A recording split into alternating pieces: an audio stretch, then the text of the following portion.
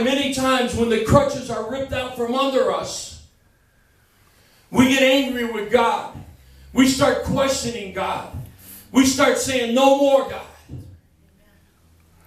And God said, you're not where I need you to be yet. See, for David to have been promised and anointed as king, he would have never become a great king if he hadn't gone through all the difficulties that made him king. The children of Israel had went into a new land, a land promised by God. But instead of reaping the benefits and the blessings of God and continuing to worship and honor Him, they served foreign gods.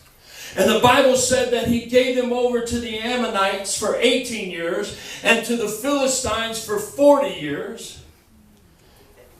But yet, even in the mercy of God, I want you to look at this. Even in the mercy of God, He sent deliverers. He sent people there to set them free. But yet they continued this endless cycle of turning back to the gods that did them no good. And folks, we look down at the children of Israel and we criticize them, and rightfully so. But yet when we criticize them, are we also looking in the mirrors? Are we also looking in the mirror dependent on other help than from the Lord? The psalmist said, you say that your help comes from the hills from whence cometh my help. He says, I lift up my eyes unto the hills from whence cometh my help. And then the psalmist says, but my help comes from the Lord. See, the hills is where they worship their false gods. The hills is where they had their little groves of Baal worship.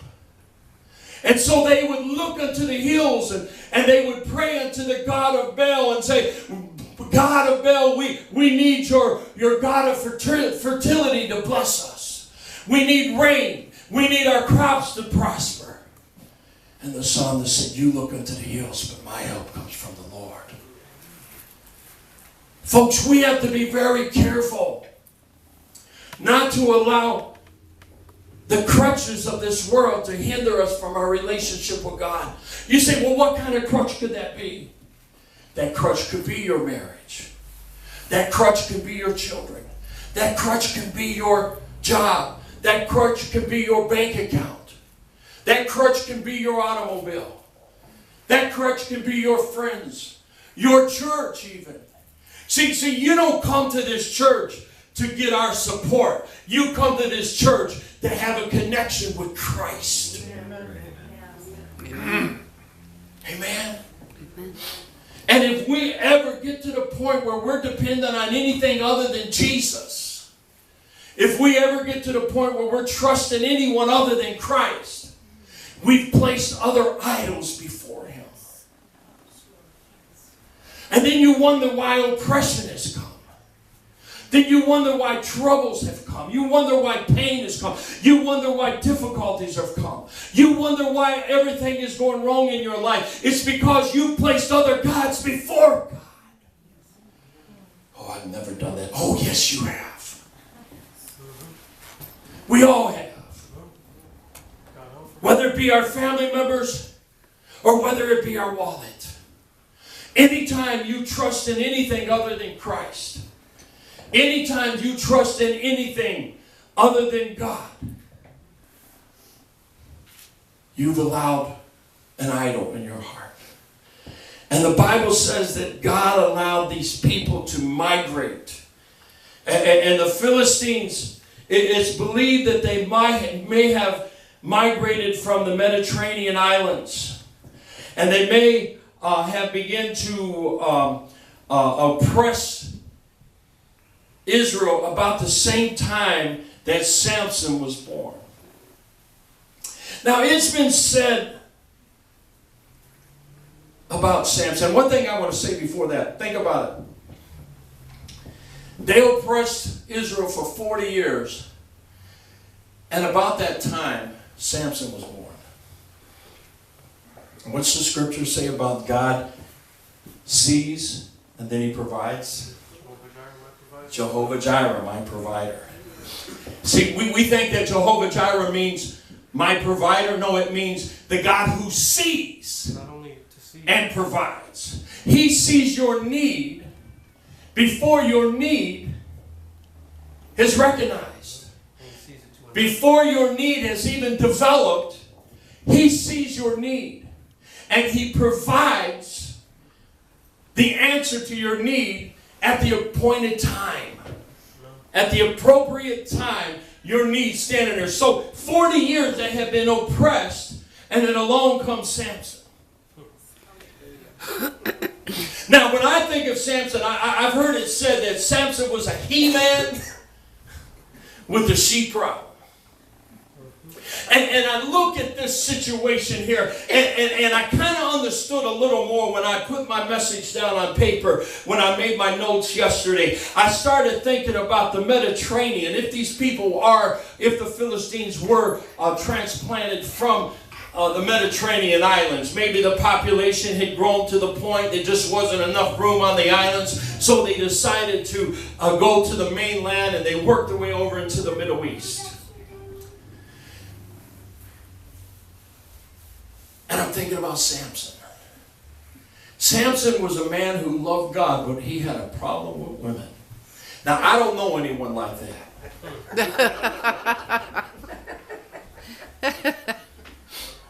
I do want to apologize to you. I know you're cold, and hopefully it'll be warm by next week. But we turn the gas off in the summer to save money because they charge you fees even when you're not using it.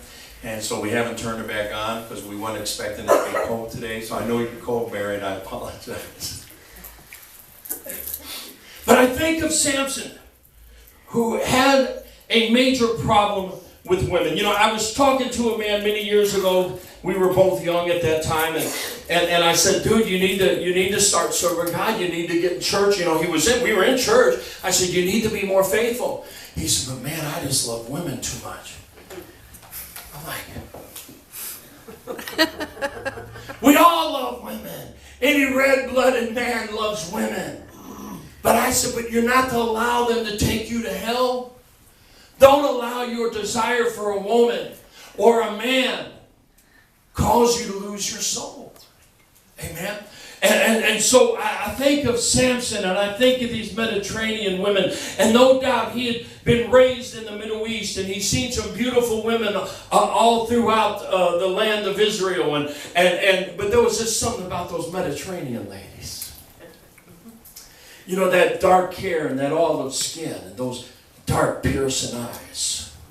And there was just something about Samson that had such an attraction to these Mediterranean or these Philistine women.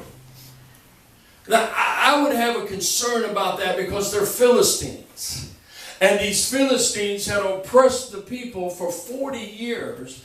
But yet, Samson, knowing he was anointed of God and knowing that he could whoop just about anybody to come into his presence, seemed to have no fear of going into the enemy's camp so that he could get close to these Mediterranean or Philistine ladies. And we see that he went in and there was one problem after another, and he continued to have problems.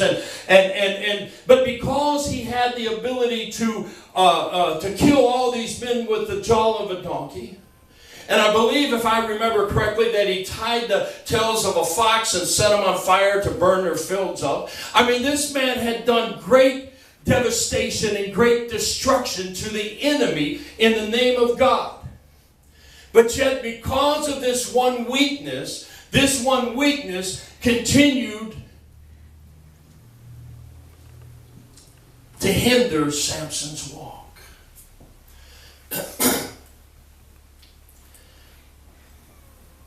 I guess I would ask you today, what is that one weakness in your life? What is that one weakness in your life? To some of us, it might be the Mediterranean ladies. To someone else, it might be alcohol or drugs. Someone else, it might be money. You know, some people, God can't trust them with money. I'm going to say that again. Yeah.